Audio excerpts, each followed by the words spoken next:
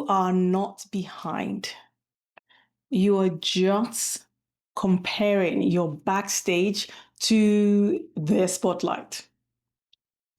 And that's a game nobody wins at when you really look at it. Stay with me, because in today's video, we're going to dive deeper into that, because this is episode 6 of the New Interpreters 10-part series, closing the gap between how good you actually are and how good you feel. So if you're just joining us, you can start from episode 1. The link will be in the description box below. And then you can catch up to where we are right now. So I want you to picture this, right? You walk into a room that is full of interpreters, and something happened almost immediately. As soon as you walk in, your body starts shrinking. Not dramatically, like you just quietly, you just start, like an apologetic feeling starts creeping in,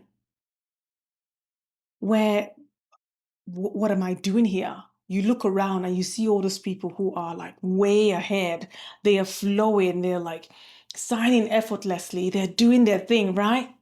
The idioms are landing perfectly. The voiceover, the tonality, the phrasing, connections seamlessly. Everything on point. Like they are dancing with what they're doing, right? And then you're there, standing there.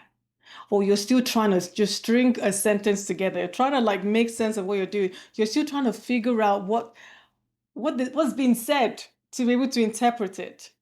While they have already locked it in. They've clocked it. They know the stuff they're in. And it looks like they're flying, right? And you feel like a robot, like still trying to like figure out like, what am I saying? So instead of being present to do the work you came to do, now you start managing the feeling that is coming up for you.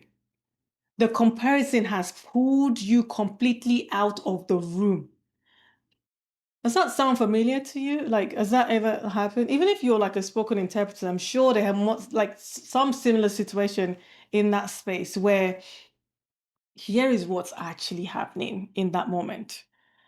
What is happening is you are not seeing them clearly. I know. What do you mean? Yeah. You were seeing their outside. You were seeing their spotlight, their highlight reel. Yeah. You are measuring it against your backstage, your doubts. You're measuring the spotlight with your inner chatter. Like you're comparing yourself, your behind the scene to their front stage showcase. So that's not a fair comparison. You can't compare that. That's not even real comparison if you really need to look at it, because you have no idea what is going on inside of them as well. You have no idea what they're thinking. We just think, oh, look at me, look at them. Like, whoa, like what? Why are they comparing ourselves? But here is what the psychologist has said that they've known since the 1950s. Is the social comparison theory, that we are wired to measure ourselves against others, which we know is a fact, right? It is human, it is normal. Everyone tends to compare themselves somehow. But here is what nobody talks about. In that comparison, the research shows that we almost always compare our weakness to somebody else's strength. We always compare what we're not good at to what somebody else is. It's never the other way around, like how good we are to them. It's always, oh gosh, it's never our strength to their weakness. It's always our worst bit to their best. We're always comparing the worst part of us. And then we wonder why we feel behind. When we're comparing where we are to like this person's showcase. Knowing that this is a normal human behavior that happens, but we're always going for the worst. So now I just want to say something important here for us to understand. For me, comparison story started with me with my dyslexia.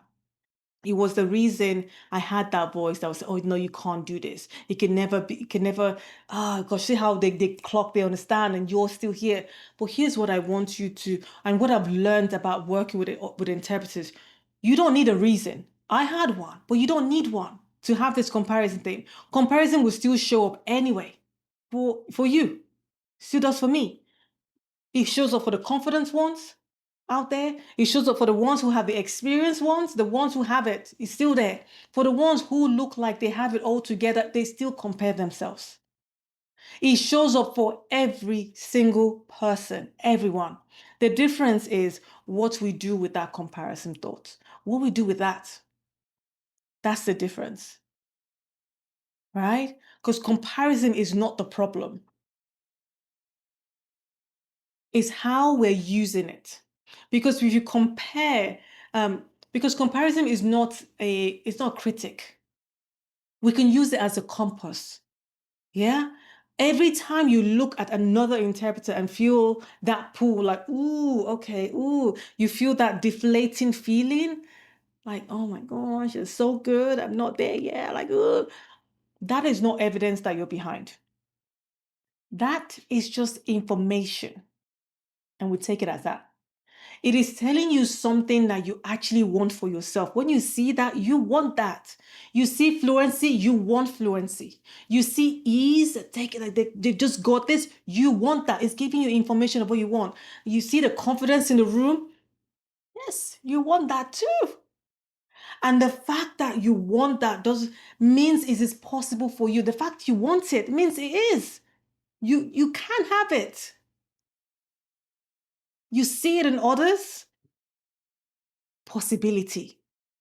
And here is what I want you to just sit with and really understand that we overestimate what we can do in a year, and we massively underestimate what we can do in 3, 5, 10 years.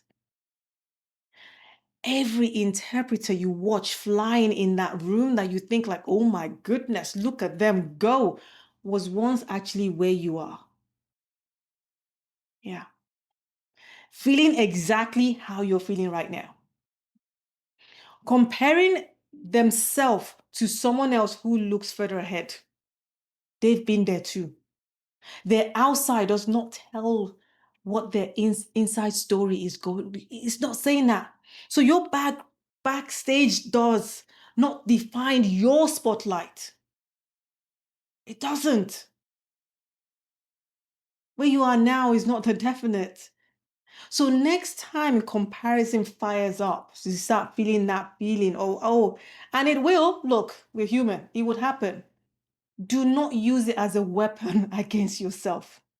Use it as a compass. Ask yourself the question: what is this telling me that I actually want? And then take that one step towards that thing that is telling you. Not their vision, your vision. You're seeing it in them and use it for you. Possibility from them and progress for you, because you are not there to become them. You are here to become the fullest version of you. And that starts with learning your own strength, right? Learning that, not measuring yourself against theirs. That's not what the purpose of the comparison, right? You are not behind. I want us to understand that you are becoming. You are becoming. It takes time. So give yourself the grace of that time, right? Give yourself that grace and see them for progress, and you see them for possibility and you for progress. And in episode 7, we're going even deeper, all right? Because once you stop comparing yourself to everyone else, the next thing that then shows up is this. What shows up next is, why do I still overthink every decision that I make as an interpreter? That's what then tends to come up. The overthinking spiral. Where does that come from? We get to talk about that in episode 7. And how do we even now get out of it? Episode 7 would also be linked in the description box below. And yeah, catch you on to that next one. I am Nene. And yeah, before I like sign off and everything, the identity research for interpreters, the waiting list is now open. I'll be linking that also in the description box. If you're wanting to jump in, do let me know. And yeah, we'll get you on and we'll do this. Yes, I am Nene. We do this every single day. Remember that your voice matters and it's your time to use it. Till episode 7. See you then. Bye for now.